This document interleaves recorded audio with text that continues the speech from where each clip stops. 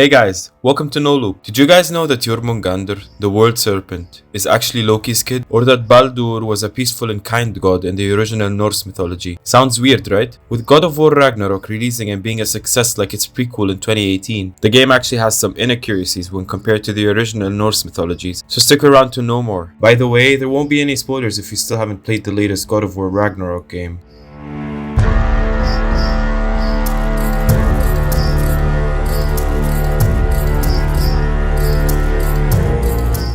The first God of War PS4 game released in 2018 transitioned from the Greek mythologies to the Norse mythologies, and today I'm gonna be talking about some of the mythological alterations made by the game.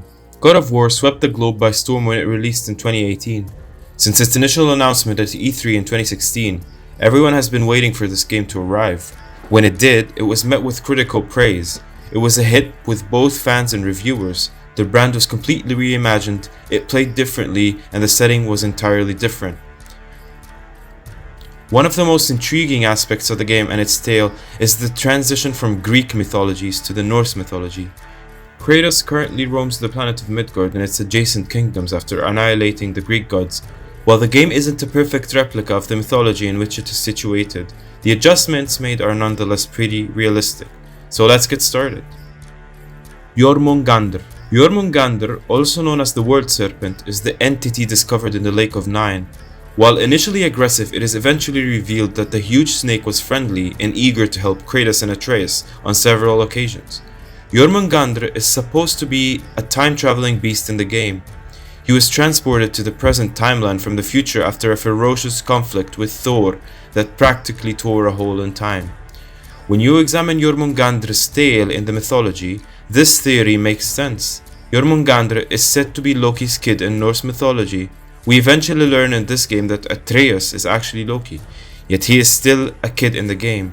Thus, having children would make no sense. The appearance of the global snake in this game contradicts the mythological story, unless Atreus is indeed from the future. Baldur. Baldur is the game's major villain. He's a constant presence throughout the game, continually chasing Kratos and Atreus down, and even mysteriously resurrecting after Kratos kills him in fight. He is depicted as sociopathic, cruel and fearless. His curse has rendered him immune to all forms of hurt and agony. Baldur in legend is nothing like he is in the game. He was well-mannered and had a strong presence, was stylish and gorgeous. He was also regarded as compassionate, just and kind. So everything is the polar opposite of what it is in the game. In mythology, however, he dies shortly after realizing his invulnerability. In the game, he went on to live with his talent for much too long, viewing it as a curse. Perhaps it's enough to drive even the most rational person mad. Want this fight? I'm pretty sure I do.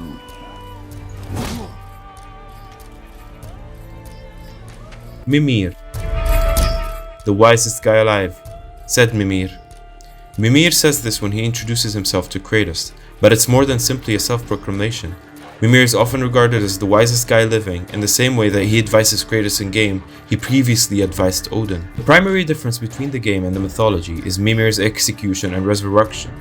Kratos was the one who decapitated Mimir at his request in the game, while Freya was the one who brought him back to life. Ahead.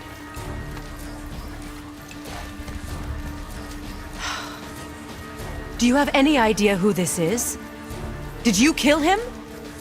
At his request. He claimed you could revive him. Me? Are you sure you heard him right? Please? In the Norse mythology, however, Mimir was truly decapitated during a fight between the Aesir gods and the Vanir gods in the Norse mythology, and it was Odin who brought the head back to life. Freya. Father, she is here! It is so good to see you again. I knew you weren't dead. Hello. Oh, can you bring a head back to life? Freya is a Vanir goddess that Kratos and Atreus subsequently meet while wandering about Midgard. She knows a lot about magic and is a kind person who is eager to help Kratos and Atreus on their adventure. It is eventually revealed that Freya is Baldur's mother, and it was she who placed the curse on him to shield him from the foretold death. Herein is the distinction between the game and the mythology, or at least a difference in legend. Frigg was the mother of Baldur rather than Freya, although many experts believe Freya, or Freya as she is called in the old legends, and Frigg are the same deities. The game just took this idea and ran with it, but if you remove the bits that are still in theory, it's still pretty different from how it's stated in the old writing. I would do anything to protect him, no matter the sacrifice. Magni and Modi.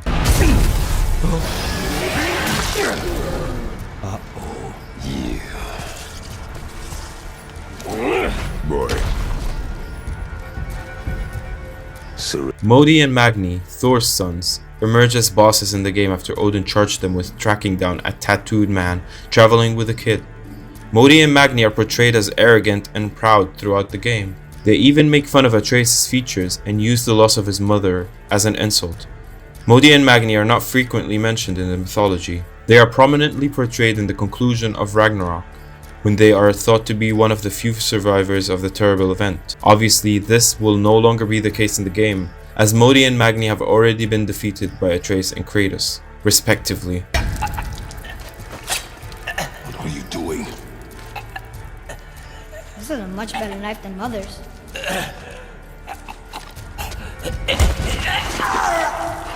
Mjolnir, Thor's hammer. Mjolnir and the hand that wields it, Thor, only appear at the game's secret ending. While this is true, references to the two appear often throughout the game. Mjolnir is regarded as one of the most powerful weapons in the Nine Kingdoms. Thor has used Mjolnir to wreak devastation whenever he gets the chance, much to the chagrin of the smiths who fashioned it, Brok and Sindri.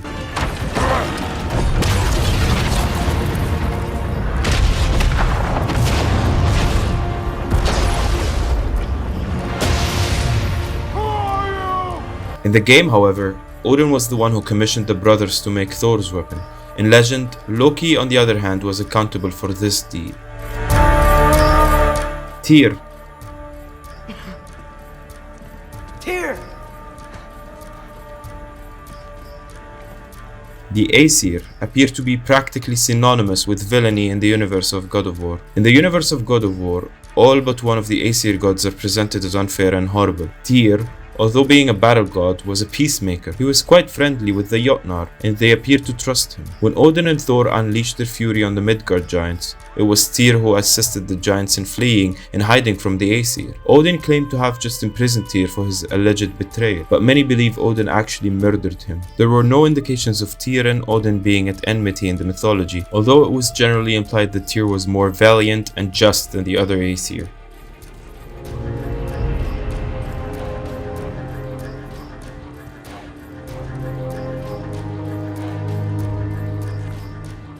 Hel. Hel is Loki's daughter in Norse mythology. Odin made her the ruler of the underworld after learning of her existence. Given that Hel is the daughter of Loki, who is Atreus in the game, she should not exist in this realm. Nonetheless, there are a few references and allusions to her presence in the game. For one thing, she is mentioned in a Jormungandr-themed Jotnar shrine. Helson is the surname of the bridge keeper discovered in Hel.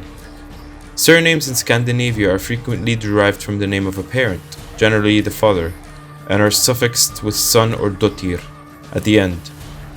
The bridge keeper's surname might indicate that he is the son of Hel, who may or may not exist in this realm. Ragnarok. Ragnarok is the narrative of Norse mythology's penultimate event. It is said that the world will end to make way for a new planet, and this event is known as Ragnarok. Ragnarok's presence in the universe of God of War is noticeably different from that of the traditional mythology. In God of War's Ragnarok, for example, a white ghost and his son, Kratos and Atreus, will be at the center of it all. The death of Baldur heralds the start of Ragnarok. While this is true for both the game and the mythology, it was Hodr, Baldur's blind brother, who eventually killed Baldur rather than Kratos, albeit through Loki's deception. Loki. Wait! Father! Something's happening.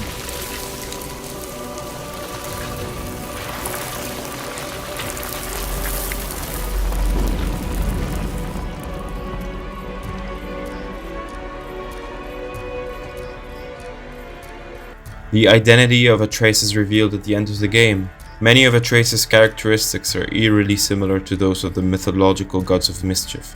It is demonstrated that Atreus has a tendency to become emotional and unpredictable, echoing Loki's inclinations in mythology to range from delightfully naughty to outright malicious. Atreus also wonders if he may transform into an animal immediately after realizing his heavenly ancestry, which is one of Loki's talents. Finally, Laufey and Farboti are Loki's parents in the mythology. Fey's real name is revealed to be Lofi in the game. Farboti translates to cruel striker, which is virtually a perfect description of Kratos. While there is no mention of an Atreus in Norse mythology, Atreus as Loki is one of the most startling and positive alterations made to the mythology by God of War. This is our story. No. This is your story. And that brings us to the end of today's video. If you've come this far, thank you for watching, and please don't forget to like and subscribe, and tell us in the comments what would you want us to talk about in the next video. Thank you.